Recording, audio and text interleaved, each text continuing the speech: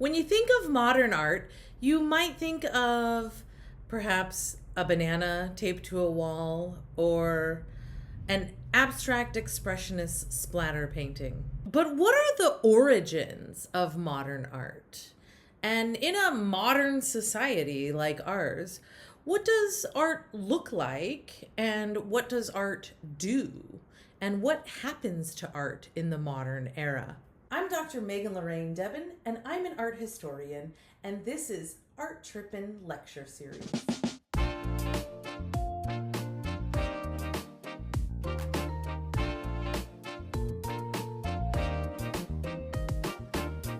Hi, I'm Dr. Megan Lorraine Debin, and this is Art Trippin.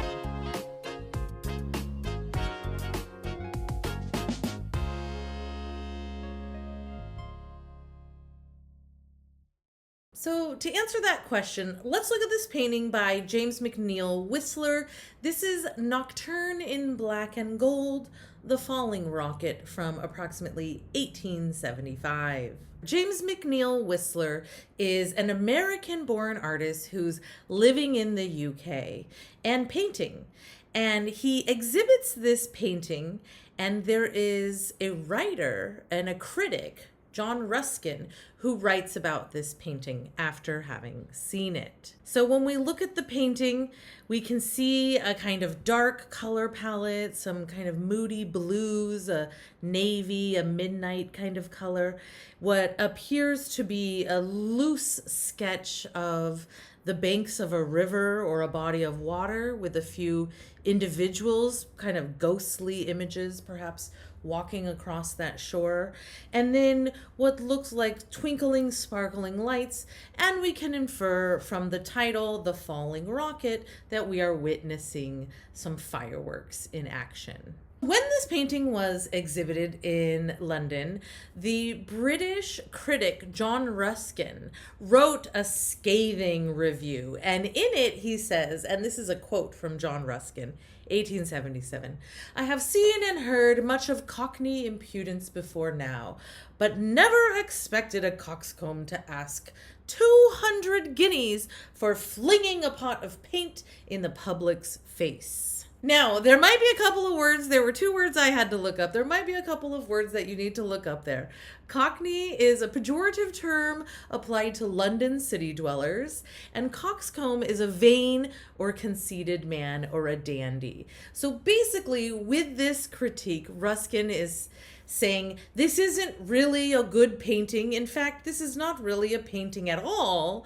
Instead, Whistler has flung the paint in the public's face, and how dare Whistler ask a bunch of money for this? And so you might have the same reaction when you hear about a banana duct taped to a wall. So who is John Ruskin? Ruskin is Britain's most influential art critic at the time, and he wrote a really scathing critique of Whistler's work, and he basically accuses the artist of being a charlatan whose aim was to dupe collectors out of their money. This kind of reminds me of like the NFT era. Anyway, basically Ruskin is calling Whistler a charlatan. You're not really an artist. This isn't good art. Well, how does Whistler react? Whistler, who you'll remember is a US-born painter living in the UK, he sues Ruskin for libel, and the case goes to court in 1878. Whistler, in the end, kind of came out on top. He won the case, but he did not win a significant financial settlement, but it set a precedent. So let's talk about the case. Here we're looking at an image from 1878. On December 7th, the weekly magazine Punch published a cartoon depicting Whistler with penny whistle legs, Whistler, a little pun on his name, and Ruskin on the right here as a pelican. And then in the background, you can see the jury box is full of tubes of paint. So this court case was in the news. People were talking about it. It kind of reminds me of, I remember when I was a kid and when we saw the O.J. Simpson court case on TV. That was like the first time I had seen a court case on television. They didn't have television in 1878. This is a similar idea that, the public is paying attention to this court case. I think a really obvious contemporary example is like the Luigi Mangione case. Everyone's paying attention to that, So it's one of those things that's on people's minds that people are talking about. Why do we care about this? During this really highly publicized trial, the artist defended his series of atmospheric nocturnes, and a nocturne is a night scene in a painting.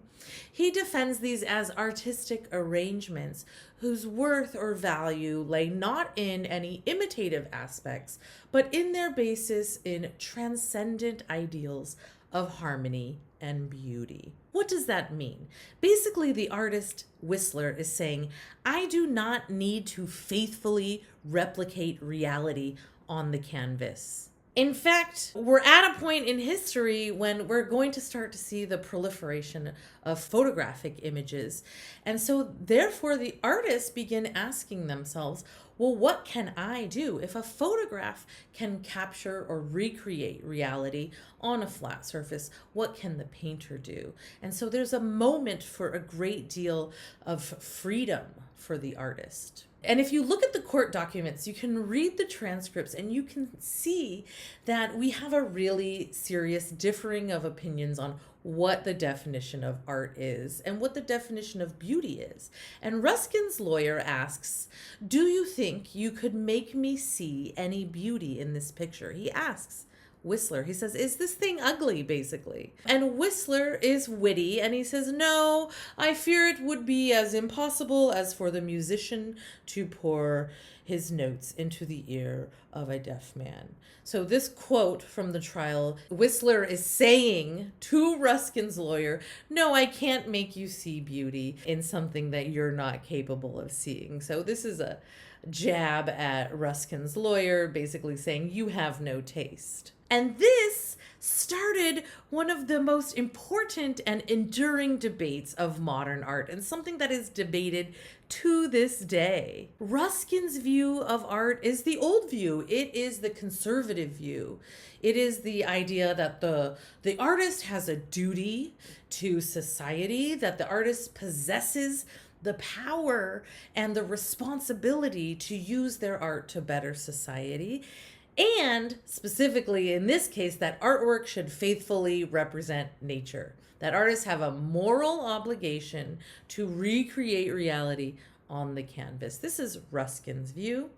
And we will see Whistler's view. Whistler's argument is a new idea. It's a more modern view. It's something that aligns with the development of Kantian aesthetics. Stay tuned for more on Kantian aesthetics. The idea here is that artists have a responsibility not to society, but only to themselves. And importantly, and this is a huge one, pay attention, the idea that beauty is subjective. Beauty is not tied to faithful representation of nature. Beauty is not about recreating reality on the canvas.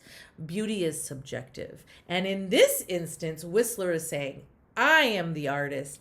I decide what is beautiful. I don't know how you can get much more modern than that. So in this modern view of art, artists have a great deal of power and agency. They can choose what they want to depict and how they want to depict it. So in some ways, the artist is freed from the shackles of a patron. However, the artist is in a precarious position. The modern artist has to make art on a speculative market and then hope that someone will want to purchase it. So there's a great deal of tension between that precariousness, that instability of an artistic life for the modern artist, but that freedom, that ability to make and create in the world that which you want to see in the world. So this tension is a very modern idea. And where does this tension come from? What is the historical context for this? We're in the late 19th century. Let's go back to where we left off with our last video. Let's go back to the late 18th century. We're in now post-revolution France. We've got the French Revolution. The French people revolt. They overthrow the aristocracy. France is a newborn republic, and it's still struggling to define itself. And through the revolution, France has left itself without its major patron of the arts, namely the aristocracy. So who will fill this gap? France is struggling to reinvent itself through a new art that aligns up with its new identity. And as France is struggling to create this new identity, what is happening elsewhere in Europe?